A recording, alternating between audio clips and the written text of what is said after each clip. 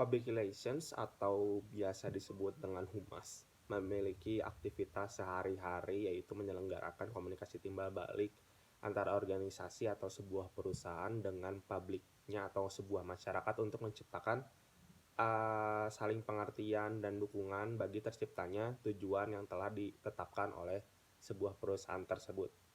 Pada dasarnya, aktivitas PR ini yaitu membangun kepercayaan dari masyarakat terhadap suatu perusahaan atau organisasi agar terciptanya citra yang baik di mata masyarakat terhadap perusahaan atau organisasi tersebut. Menurut Gottlieb and Center, public relations adalah fungsi manajemen yang menyatakan, membentuk, dan memelihara hubungan yang saling menguntungkan antara organisasi dengan berbagai macam publik di mana hal tersebut dapat menentukan sukses atau gagalnya organisasi tersebut.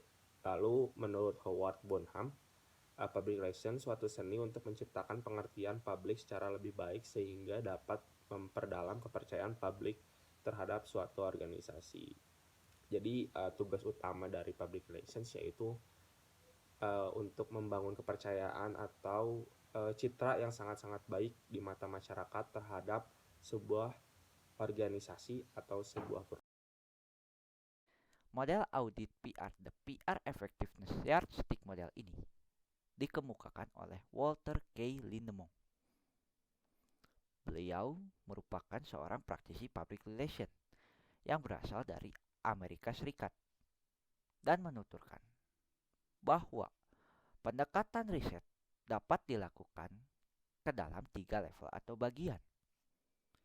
Di antaranya ada output yang merupakan level 1, intermediate yang merupakan level 2, dan juga advance yang merupakan level 3. Model Lindemore ini tidak memberikan spesifikasi metodologi riset seperti apa yang sebaiknya dipergunakan.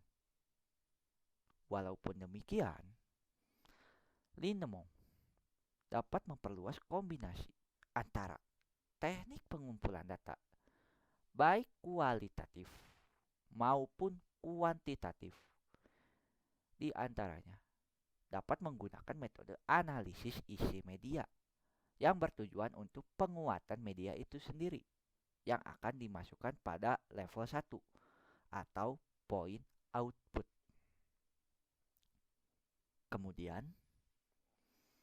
menggunakan teknik pengumpulan data fokus group yang berisikan seperti wawancara, mengadakan polling melalui media elektronik saat ini, atau penyebaran angket secara tertulis yang ditujukan kepada target audiens yang kita mau. Itu dimasukkan kepada level 2, yaitu point intermediate. Point intermediate ini bertujuan untuk meningkatkan komprehensi dan juga kesadaran yang dimiliki oleh setiap audiens. Dan yang terakhir ada level 3, yaitu point advance. Pada level 3 ini, Lindemore menyarankan sebelum dan sesudah polling, penyebaran angket, atau wawancara untuk melakukan metode observasi seperti analisis psikografi dengan pendekatan teknik ilmu sosial lainnya seperti perilaku atau sikap maupun opini yang akan diberikan dari audiens.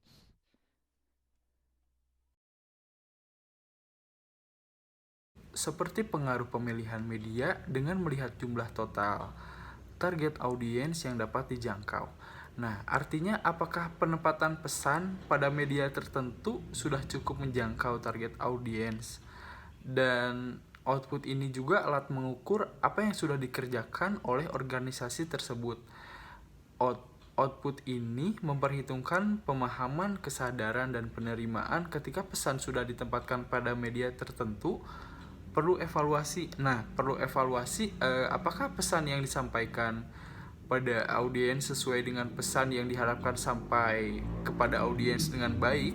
Nah, output ini juga relatif sangat mudah atau sangat sederhana.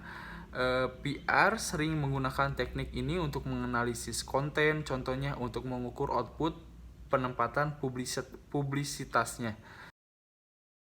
Di sini aku mau jelasin tentang intermediate atau evaluasi lanjutan, di mana dari output yang telah dilakukan, riset menggunakan untuk menentukan media mana sih yang cocok untuk menyampaikan pesan ini kepada target tertentu.